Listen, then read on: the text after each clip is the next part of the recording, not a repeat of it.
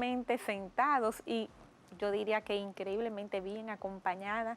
Yo empecé como con demasiada formalidad y podría decirle usted, general, pero yo voy a hacer una confesión inmediata aquí.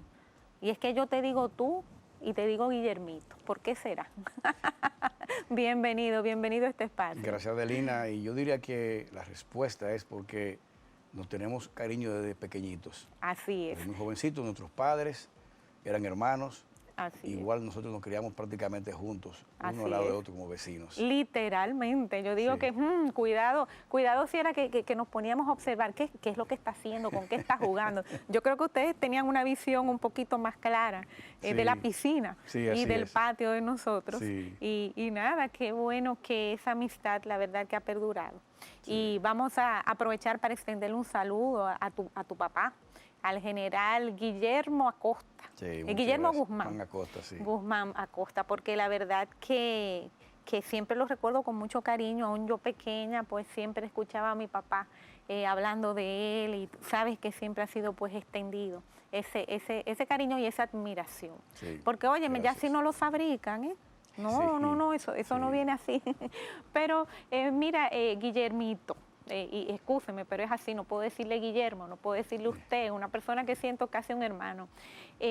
Es difícil quizás el tema que vamos a tratar. Yo quise traerte a ti, que quizás muchas personas entenderían que estaríamos hablando del tema que ya tanta gente ha tratado, que esperamos que de verdad tenga una solución. Y siempre me ha gustado hablarle en términos de dignificación, no solamente de la Policía Nacional, sino también de nuestras fuerzas castrenses y demás. Claro. Sabes que soy guardia de corazón, Sí. así es, y siempre defenderé a nuestra armada, eso es así. Pero el tema que nos ocupa hoy es un tema difícil de tratar. Uno diría, ¿por qué? Porque las personas tienen posiciones muy polarizantes y es muy bueno hablar de patriotismo, pero cuando nosotros queremos hacer un patriotismo humano, entonces a veces no es tan fácil. Yo me encontré con un artículo escrito por ti en el 2015, incluso, fíjate que no fue de ahora, digo, wow, qué visionario fue, hablando del efecto espejo que tiene la nación haitiana. Porque en la introducción yo decía que para tú entender y buscar una solución, tú tienes que comprender el problema de fondo, tienes que saber el por qué para saber el para qué vas a hacer las cosas y sobre todo el cómo para solucionarlas. Entonces, pocas personas han dado en el clavo. Como dices tú en ese artículo, lo estamos titulando, por si lo quieren buscar ahí en las redes sociales, está disponible, porque creo que fue en el Listín Diario. Sí. Es bueno, vale la pena leerlo, y en eso vamos a basar el programa entero. Tú hablabas del efecto espejo y por qué Haití ha cultivado esa cultura de victimización, que realmente no les ha servido para nada. Me gustaría que nos definieras el efecto espejo. Sí, el efecto espejo de una esclavitud en libertad. El título completo Sí, así es. del artículo, y lo puse así, el efecto espejo de una esclavitud en libertad, porque también esclavitud en libertad es un efecto espejo, porque ellos están en un país supuestamente libre, pero viven los haitianos en esclavitud. Okay.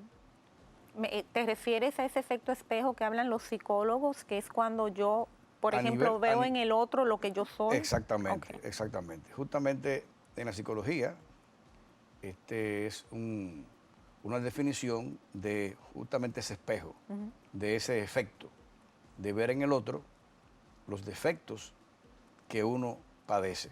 Okay. Entonces, Haití, y cuando hablamos de que ellos han explotado muy bien lo que es la conmiseración de la comunidad internacional, solamente la élite política y la élite económica son los que se han beneficiado de ella, pero no los haitianos. Y quienes quizás han promovido eso, Claro. ¿no? Entonces los haitianos nos acusan a nosotros, los dominicanos, de que somos racistas. Los gobernantes xenófobos. que han tenido. Okay. Los haitianos, la clase dominante, ellos son los que hacen opinión pública. Vamos a hablar de eso un poquito antes de entrar en eso de la xenofobia, Sí. porque es importante lo que tú has tocado, lo de la libertad, lo de la esclavitud en libertad. Tengo entendido que su manifiesto, sus creencias, pues son liberté, égalité y fraternité, ¿no? O Sí, sea, serían correcto.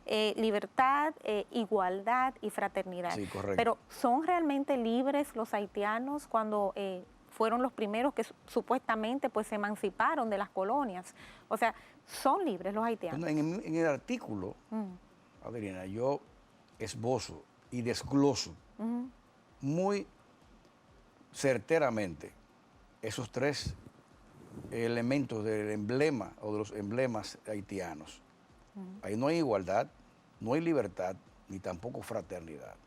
En unos anuncios, bueno, en unos estudios que se acaban de realizar, pues muy poca parte de la población tiene incluso acceso a un alimento diario y continuo. Claro. Entonces eso es esclavitud. Sí. Entonces estamos hablando de que quizás el pueblo haitiano es un esclavo de ellos mismos, Pero de su sistema. la peor esclavitud de Ok. los haitianos es la ignorancia. Pero ¿quién, Ellos están atrapados. pero ¿quién los atrapa Claro, en eso? ellos están atrapados con los grilletes de la ignorancia, O sea, falta de de la educación. falta de ¿quieres educación, decir? de la falta de formación.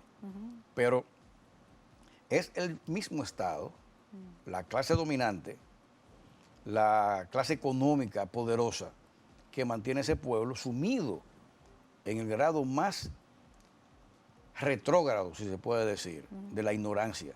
Estamos hablando quizás de un 5%, tengo entendido, de la población total, ¿no?, que conforma esa élite. Menos del 5%. Menos del claro, 5%. por supuesto que Oh, sí. pero- Vamos a decir un 5% de que está educado en escuelas y colegios. Esa universidades. élite es una élite económica, es industrial, política. Ellos más bien, porque ellos han ido involucionando en el tiempo, Ok. antes de ser independientes, cuando era la colonia, Haití, o la parte occidental de la isla, era la colonia más rica del mundo.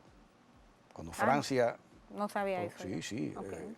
Era- O por lo menos tenía muchos recursos que explotar, ¿no? era la más Ok. rica del mundo, por encima de colonias en toda América, por encima de México, por encima de lo que hoy es Argentina, de lo que es Colombia, por encima de Estados Unidos, por encima de cualquier colonia que tenía Inglaterra.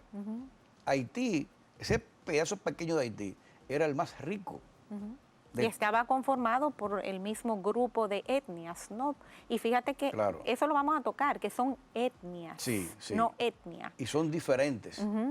Exacto. Y en esa época no se comunicaban entre sí. Y por eso podían dominar los franceses, los blancos franceses, a tantos cientos de miles de negros africanos, de esas tribus africanas, porque no tenían un idioma en común, no se comunicaban entre sí. Importante que incluso empiezan con una forma traumática a la nación, porque recordar que esos esclavos fueron traídos a la fuerza Sí, aquí sí. para poder pues llevar a cabo los intereses de los países colonialistas en ese tiempo. Y en el próximo bloque vamos a ver por qué nos estamos refiriendo a etnias y si eso todavía está hoy vigente, porque eso es muy importante. Sí. Quizás ese sería uno de los kits del asunto, Sí. en donde vemos entonces por qué Haití nunca ha podido unificarse como proyecto de nación. Volvemos de inmediato, quédense con nosotros.